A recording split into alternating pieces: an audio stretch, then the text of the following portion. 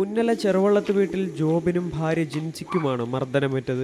Quarry ഇടപാടുമായി ബന്ധപ്പെട്ട തർക്ക വിഷയം സംസാരിക്കാൻ ബുധനാഴ്ച ജോബിന്റെ വീട്ടിലെത്തിയ സംഘം ഇരുവരെയും ആക്രമിക്കുകയായിരുന്നു.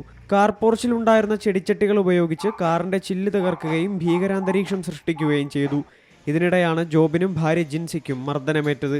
സുഹൃത്തുക്കളായ രണ്ടുപേർ ഉൾപ്പെടെ ചേർന്നാണ് മർദ്ദിച്ചതെന്നും കേസിലെ ഒന്നാം പ്രതി നിരവധി കേസുകളിൽ പ്രതിയാണെന്നും മർദ്ദനമേറ്റ ജോബിൻ പറഞ്ഞു.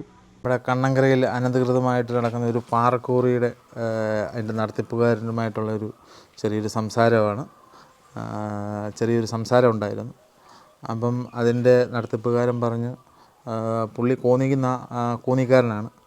അപ്പം അതിനെക്കുറിച്ച് സംസാരം ഉണ്ടായപ്പം പുള്ളി പറഞ്ഞ് നിനക്കെന്തെങ്കിലും ചെയ്യാൻ പറ്റുമെങ്കിൽ ഞാൻ ചെയ്യാൻ പറ്റുന്നത് ഞാൻ ചെയ്ത് നിന്നെ കാണിക്കാം, നീ ഇവിടുന്ന് നടന്ന് നീ ജോലി ചെയ്യത്തില്ല, നിന്നെ ഞാൻ ഇഴയ്ക്കും എന്ന് പറഞ്ഞ് പുള്ളി വൈകിട്ട് പോവുകയും ചെയ്തു.